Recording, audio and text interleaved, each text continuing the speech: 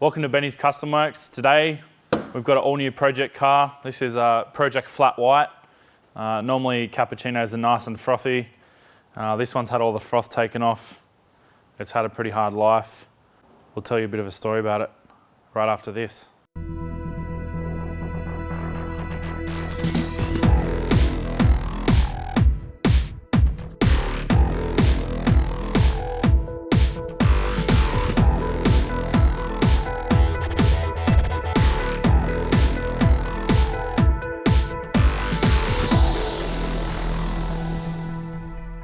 This is another 1991 Suzuki Cappuccino, so all you guys are obviously familiar with my red one that we had before. I kind of missed that car, and Cappuccinos are getting more expensive day by day in Australia, so this one popped up super cheap. It's been sitting on a farm for about 8 years.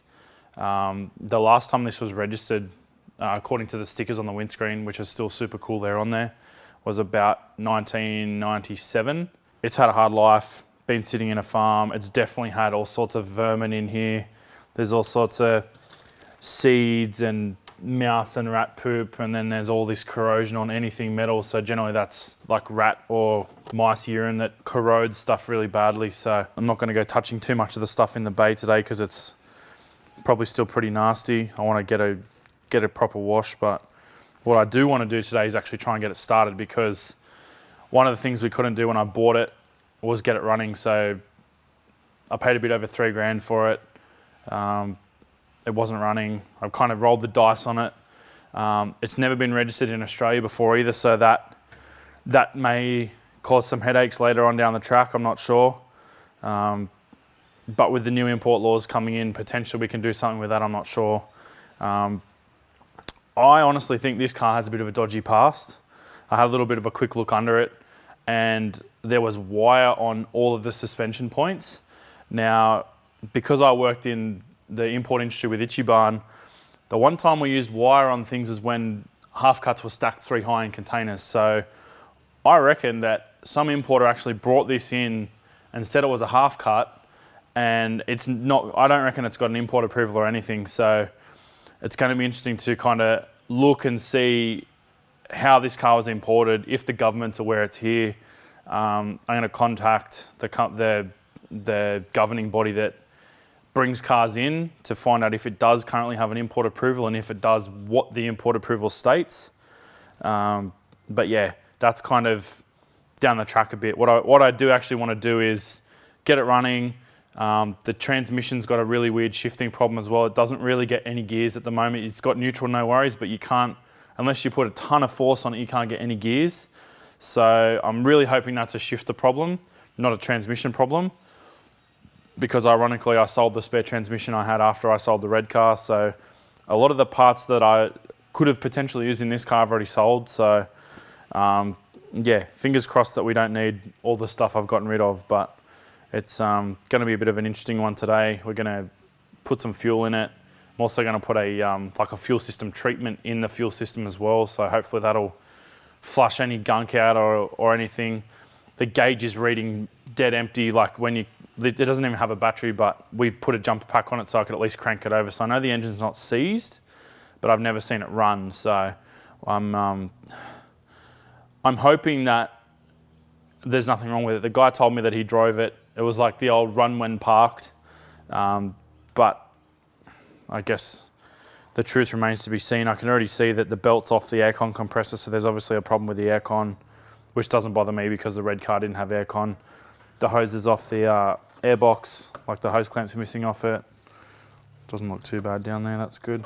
This car definitely has a story to tell because it's sat in this country, I reckon, for at least sort of 12 or 13 years, maybe longer, and no one's ever registered it or driven it. So I'd love to find out why. I may have myself another truck car on my hands, which is not really ideal considering the amount of unregistered cars we've got lying around. So yeah, I don't even know what this project's going to end up as. There's heaps of parts left over from the red car. So I've got a wide body kit, I've got some front bars, I've got 2 or 3 sets of wheels that'd be really good on a Cappuccino. I've got a boot lid because that wing is terrible. I don't know how deep we're going to dive into this thing yet, but it's going to be fun to play around with it. And hopefully try and resurrect this thing because they're a cool little car. And if we can't register it here, we can either track car it, or another option is actually to export it to America. So a lot of you guys are probably aware, especially those American viewers, that the American import laws are 25 years or older, basically open slather to bring cars in. Australia doesn't currently have that rule, but from December 10, we are actually going to get the same or very similar rules to America with a few different variances. We actually currently have a car sitting in Japan waiting for those rules to change. So that's going to be something pretty cool to watch down the track. And we're really hoping to cover every step of the compliance and everything like that once the car gets here. I've already purchased the car, so we can't really cover much of the Japan side of it, but MCM have covered tons of stuff about buying cars at auction and the Japan side of it, but we want to really focus on what is going to be required to get that on the road in Australia. So things like compliance, changing tyres, changing brake pads, doing all that sort of stuff, and discussing why that's done too. So stay tuned for that series. I'm hoping that'll be pretty cool. That's going to be happening, I'd say we're probably going to kick that off this, probably January or February 2020. So yeah, I'm pretty pumped for that. I've actually already owned that car since Boxing Day last year. So I kind of jumped the gun and hoped that the laws were going to come through, and luckily they did come through. They were confirmed in September. So yeah, we're pretty stoked about that car, but that's enough talking. We'll chuck some fuel in it and try and start it. Okay.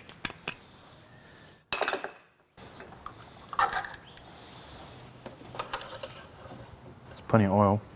We've got fuel in the car. We've got a fuel system treatment in it also.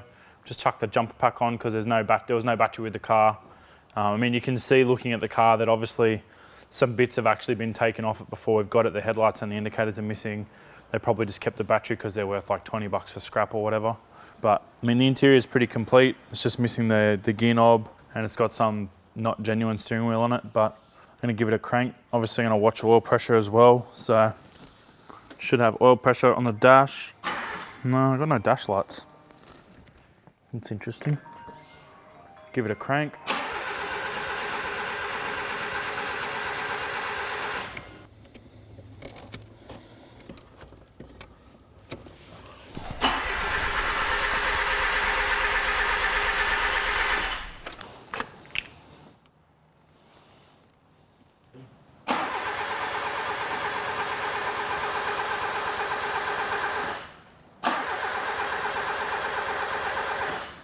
Can't hear a fuel pump, but that may mean that the pump's dead, not just that it's not a thing. Spray a bit of brake cleaner down there and see if it'll run on brake cleaner. But before we do that, I might change the plugs. Have a look at the old spark plugs. Seems we've got some spare plugs here for the other one.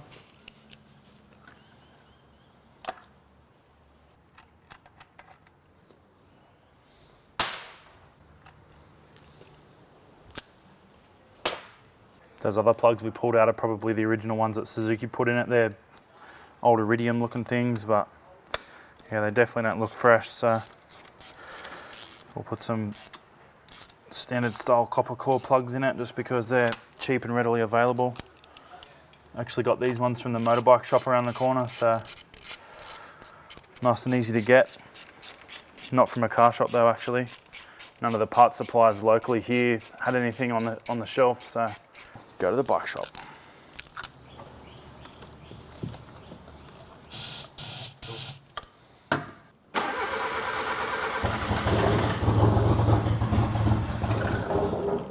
Kind of runs.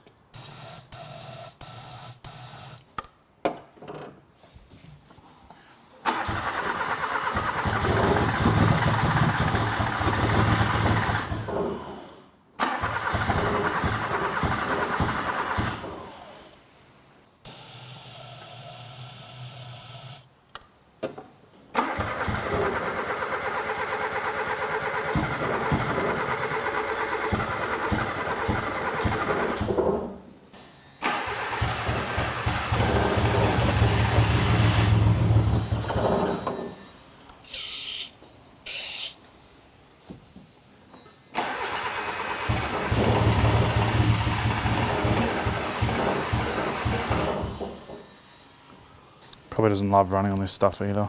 It's not fuel, but it coughs and splutters, so that's pretty cool.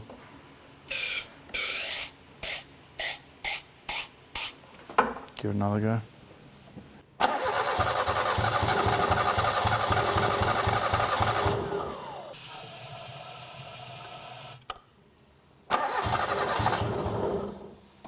And this is why you have a spare cappuccino on top of your toilet. Oh wow, it smells bad up here. It really smells like running cappuccino. Sweet, there's sun visors. Well, not quite what I was hoping for.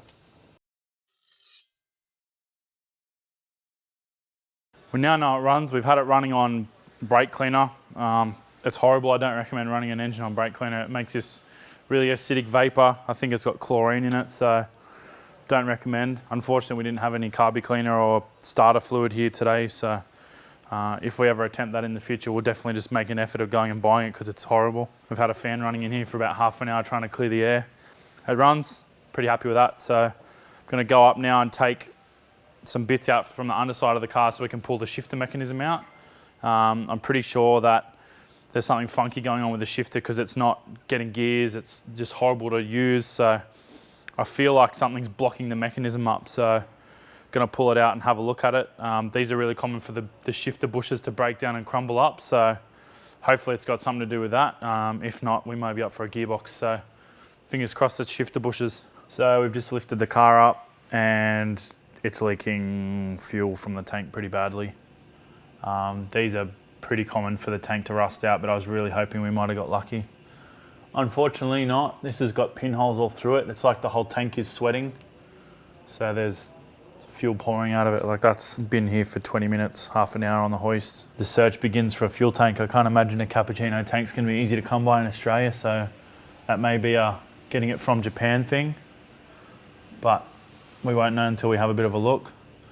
So while we're here now, I'm gonna pull this bash plate off and then the exhaust heat shield off, and then hopefully we can get to the gear shifter and have a look at that.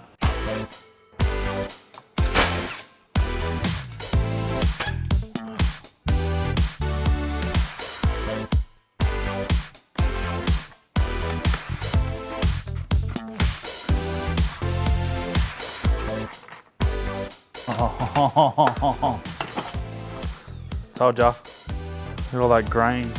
And I get that from rats.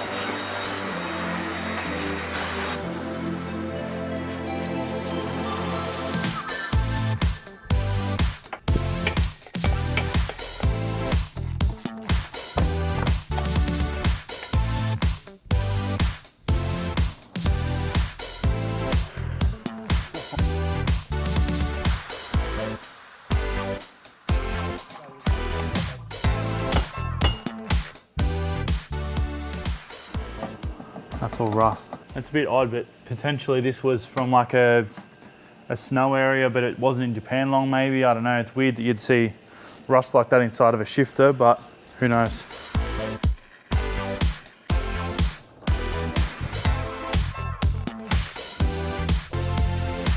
Well, it's not in the shifter. Oh well, I may as well pull the box out. We're halfway there.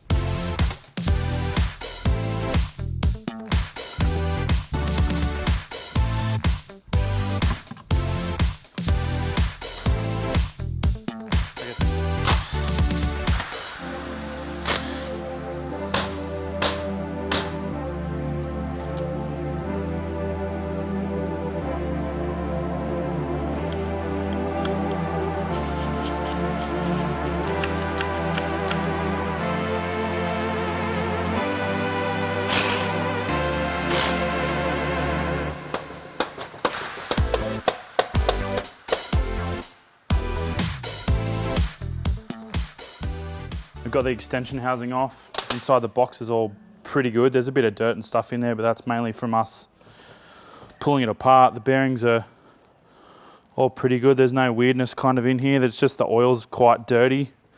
I don't know, maybe it's had some water in the box. Who knows, it could be condensation or gone through a creek, I don't know. But it's not terrible. Like you'd think if it was like a water damaged box, like a flood car for instance, the bearings would be super noisy, or there'd be evidence of like rust or noise when you spin it. Like that just sounds like a normal gearbox really. There's no kind of weirdness going on there, so hopefully we're good to go. But yeah, I'll give that extension housing a good clean out and then we'll throw it all back together.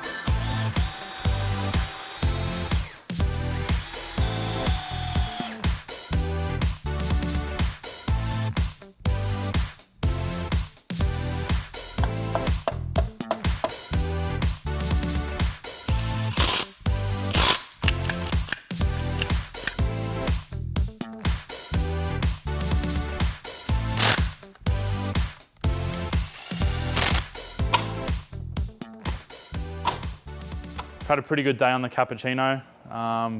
It's not quite what I was expecting to find with it. We've obviously had a fair few more problems pop up than I was anticipating. We've stripped the box down, or the back half of the box down. There's a bit of rust on the detent there, so we've cleaned that out, and it shifts really nicely now from what I can tell. It's hard to tell with the shifter not on the box because the shifter's also got corrosion in it, so we've got another shifter, or like a repair kit for the shifter coming, and we've also got another shifter from the silver Cappuccino that's been sitting up in the back corner of the shots for the last ever. I'm now tossing up whether we actually just drop the whole front end out of this like we did with the last one and just go right through the motor before something goes wrong. I think I'm going to hang on to this car for a while, so I'm kind of tempted to just do a bit of preventative maintenance on it, probably just put another one of those Monster Sport head gaskets in it before we even bother going mucking around with it. I mean, I've already got the box out now, so to actually drop the engine out of it now is probably only another couple of hours of work. I've got another cylinder head there that I can send, actually the original cylinder head from the red car, I can send away to the machine shop, and they can do the cylinder head up without us actually having to touch this engine until it gets back. So we can basically just swap the head over and put the new gasket and everything on it. Yeah, I'm still not 100% decided, but I think that's the way we're going to go. And then obviously doing that, we'll put a full new clutch in it because the spigot bearing's also, the thrust bearing's also noisy, which probably means the spigot bearing's also noisy. And that's going to mean, it's like all these things, we could just put that box back in and then put a fuel pump and a tank in it, it'll probably run and be good, but then we may have problems down the road. So I want to kind of head all that off and make it as reliable as possible from the get-go rather than having to rework stuff and find out things are broken or potentially have something go wrong that's then going to damage other stuff. So I'd almost rather fix stuff now before it's a problem than drive it till something breaks and then have to go, oh, now we need to find another engine or another gearbox or a diff or the clutch explodes or any of these other potential problems. So we're going to order some bits. I've already got the shifter kit coming. We'll get probably a clutch and a time belt kit and a water pump off spares box, and then we'll get the Monster Sport head gasket and some other gaskets from one of the guys in Japan. So fingers crossed that we can get it all together in a couple of weeks, and then we'll drop the motor out and Cappuccino Party Time 2.0. Flat white is a thing. We're going to keep with it.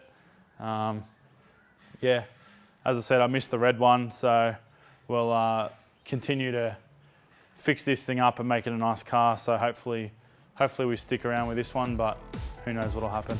Thanks guys, see you later.